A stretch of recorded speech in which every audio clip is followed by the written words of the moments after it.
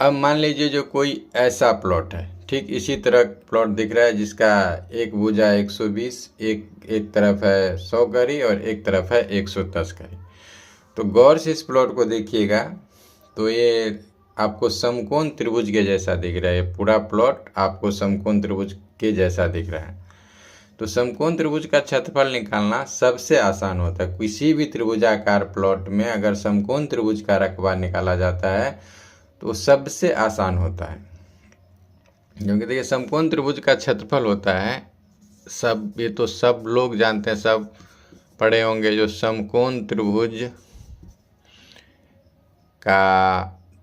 त्रिभुज का क्षेत्रफल बराबर होता है, 1/2 गुने लंब गुने आधार। देखिए समकोण त्रिभुज का क्षेत्रफल तो सभी लोग जानते हैं, जो 1/2 गुने लंब गुने आधार हो गया। अब मान लीजिए ये प्लॉट है, तो इसमें हम ये कैसे पता लगाएंगे जो इसमें कौन सा लंब है, कौन सा आधार है, कौन सा कर्ण है।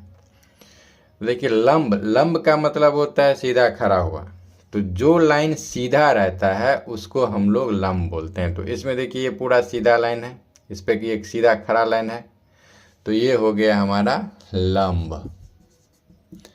अब आधार कभी भी नीचे की तरफ रहता है सीधा, तो ये हो गया आधार। जैसे मान लीजिए घर का ही आधार लेते हैं जिसको कुर्सी बोलते हैं, तो आधार सबसे पहले नीचे रहता है, तो ये हो गया आधार। और कर्ण हमेशा सबसे बड़ा होता है, तो कर्ण तिरछा लाइन चलता है और 120 और 100 में सबसे बड़ा है 130 करी, तो ये हो गया कर्ण। अब देखिए इसको कर्ण को ये त्रिभुज हो गया कर्ण। अब इसको सूत्र पे बैठाने के लिए हमको क्या करना पड़ेगा, जो 1/2 तो सूत्र है गुने लंब हमारा हो गया 120 गुने आधार हो गया हमारा 100। अब इसको तोड़ना है तो 2 से 120 को काटेंगे तो 60 दूना 120 कट गया, और तब आप क्या करेंगे 60 और 100 को गुना कर लेंगे, तो 60 और 100 को गुना करेंगे तो हो जाएगा ये 6000 वर्ग करी में है, तो 6000 वर्ग करी। अब इसको हमको कट्ठा धूर में लाना है, तो 218 वर्ग करी बराबर 1 धूर होता है। तो इसमें 6000 वर्ग करी में अगर 218 से भाग दे देंगे तो ये हमारा धूर में निकल जाएगा। तो देखते हैं भाग देके कितना होता है, 6000 भागा 218 बराबर ये हो गया 27.52 धूर, यानी ये हो गया 20 धूर बराबर 1 कट्ठा, तो 0 बीघा 1 कट्ठा 7 धूर और 8 कनवा, यानी टोटल जमीन हो गया ये 1 कट्ठा 7.5 धूर। ये तो समझ गए। अब मान लीजिए कोई समकोण त्रिभुज नहीं है, समकोण त्रिभुज जैसा हमारा जमीन ने, तो इसको कैसे रकबा निकालेंगे, तो उसको भी देख लेते हैं। वो भी बहुत सिंपल है, खाली थोड़ा सा ध्यान दीजिएगा, सब समझ में आराम से आ जाएगा। आप लोग त्रिभुजाकार प्लॉट का भी क्षेत्रफल आराम से निकाल सकते हैं। अब मान लीजिए एक ऐसा प्लॉट है, कभी भी देखे होंगे खेत में या नक्शा पे, नक्शा तो अभी छोड़िए, नक्शा आगे हो जाता है, सबसे पहले खेत में कभी देखे होंगे जो ऐसा प्लॉट रहता है। ये तो चतुर्भुज नहीं है, ये तीन ही भुजा है इसमें, तो ये त्रिभुजाकार प्लॉट हो गया। अब ये इसमें देखिए समकोण त्रिभुज भी नहीं है, जो समकोण जो आगे देख चुके हैं उस पर रकबा निकाल लेते हैं। ये पूरा अलग ही तरह का है, इसका सब भुजा अलग अलग है, समकोण त्रिभुज नहीं है। इसको ऐसे क्षेत्रमिति में बोलते हैं विषम बाहु त्रिभुज। तो इसका अब हमको क्षेत्रफल या रकबा निकालना है, तो इसका रकबा कैसे निकालेंगे, अब हम उसको देखते हैं रकबा निकाल के। तो सभी लोग कभी न कभी पढ़े होंगे, त्रिभुज का क्षेत्रफल निकालने के लिए किसी भी त्रिभुज पे हीरो सूत्र का फॉर्मूला यूज होता है, हीरो सूत्र यूज होता है।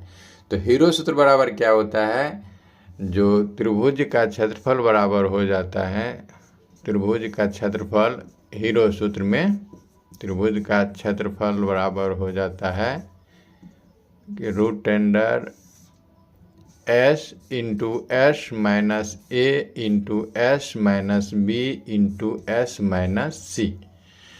देखिए ये सूत्र, इस सूत्र पे बैठाने से पहले ना हमको एस निकालना पड़ेगा। तो इसी सूत्र से पहले भी पढ़े होंगे, जो एस बराबर होता है ए प्लस बी प्लस सी बट्टा 2।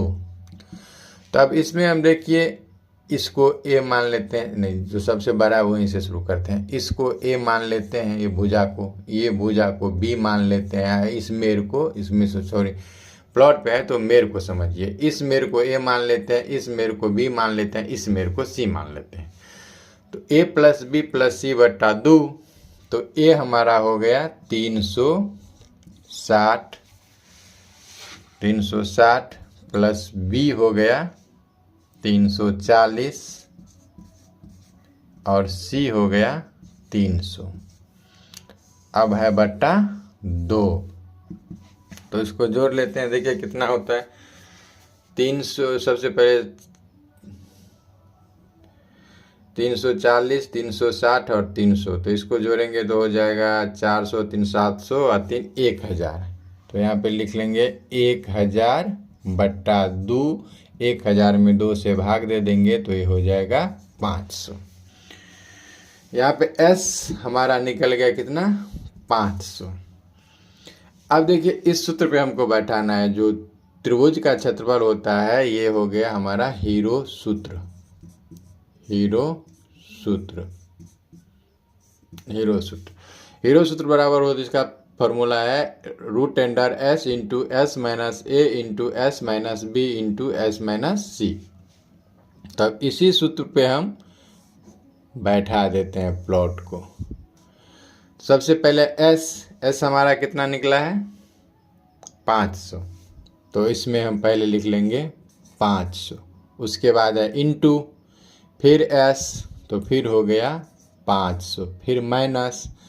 अब है ए हम इसको यहाँ पे कितना, कौन सी भुजा को माने हैं, तो यहाँ से लेके यहाँ तक जो है एक भुजा, उसको, इस मेर को हम माने हैं ए। तो ए हमारा कितना हो गया 360, तो हम लिख लेते हैं यहाँ पे 360।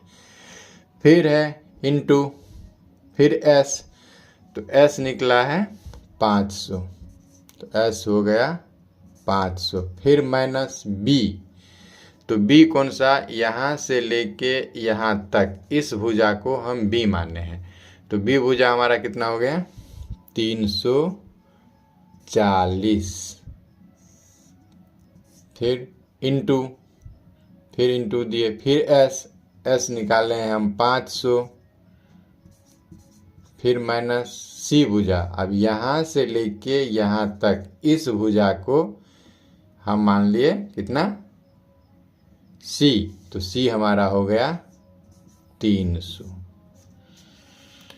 हो गया। अब सूत्र पे तो पूरा बैठ गया। अब इस सूत्र को हल करना है इसको, तो सबसे पहले आ जाएगा हमारा रूट अंडर, अब 500, तो 500 उतार दिए।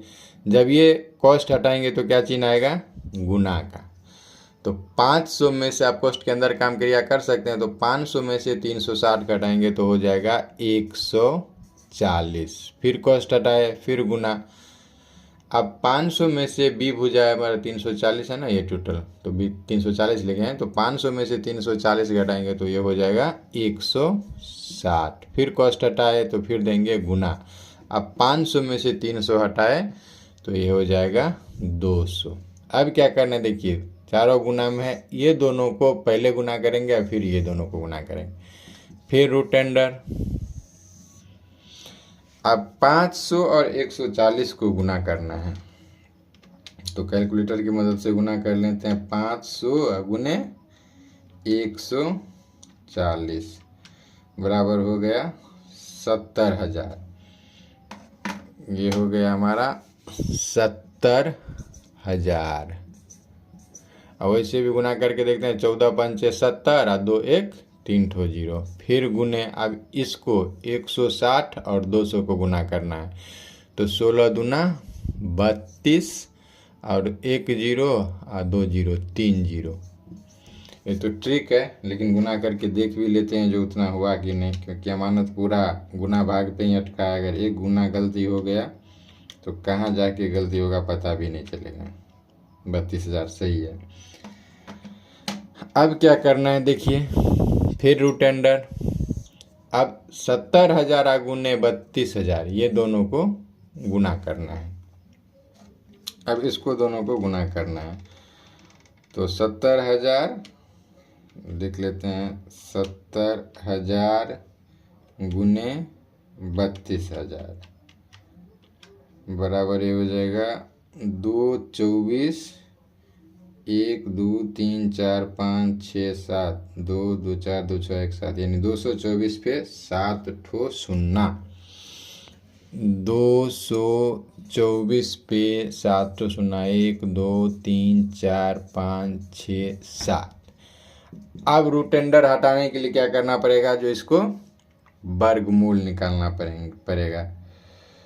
तो इसका हम लोग सीधा रूट अंडर निकाल देते हैं। तो इस पे आ रहा है 47,328, तो पॉइंट में आ गया तो हम लोग 47,329 देते हैं।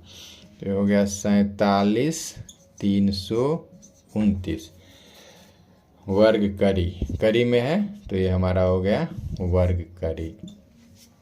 अब इसको एक बार चेक करके देख लेते हैं जो हमारा वर्ग मूल जो निकला है वो सही है कि नहीं। तो 47,329 गुने 47,329 बराबर 22,400। हाँ सही है।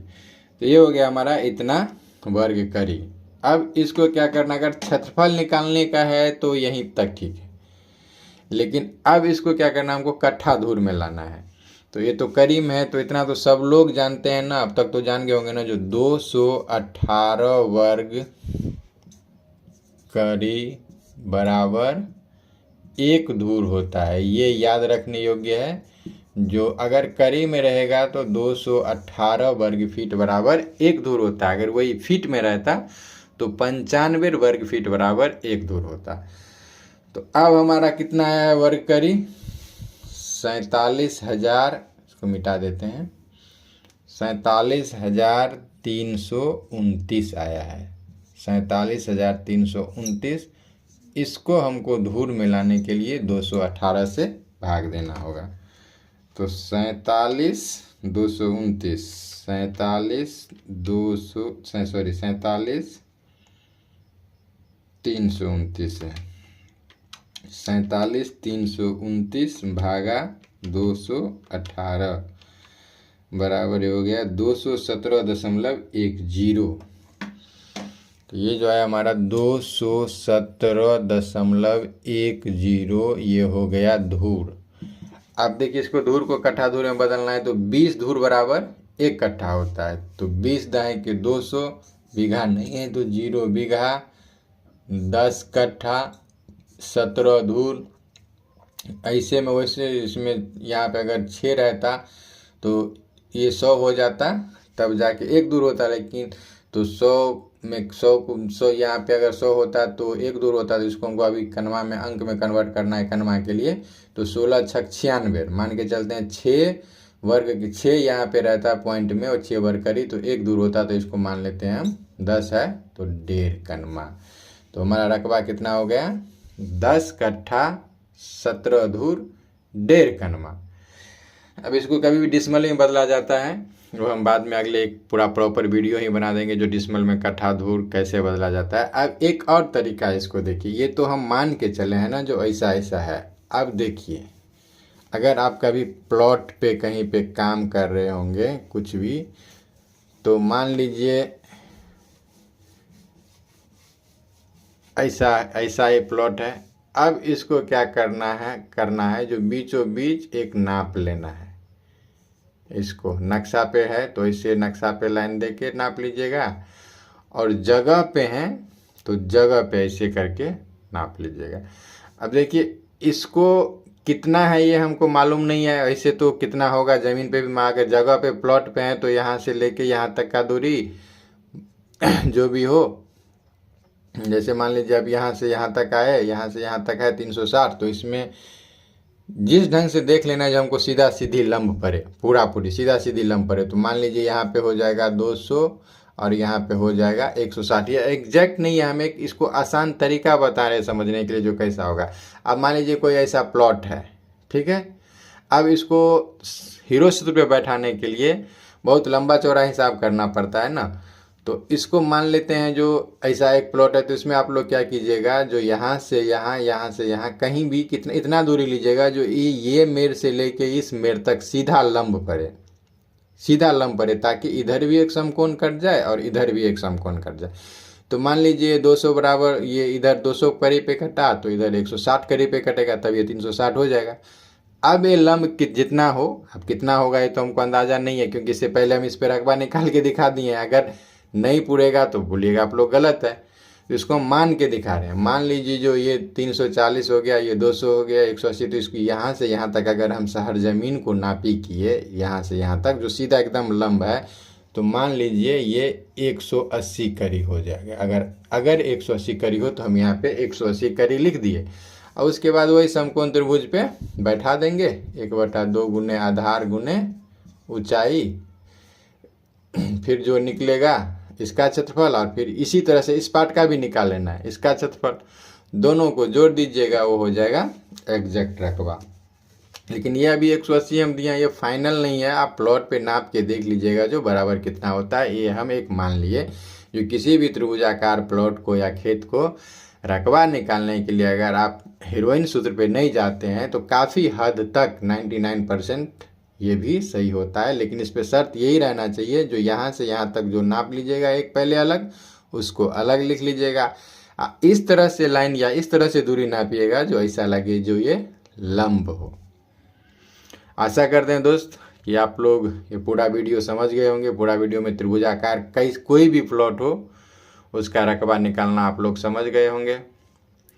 आशा करते हैं कि पूरी समझ में भी आ गया होगा। अब फिर मिलते हैं कल किसी और वीडियो को लेके।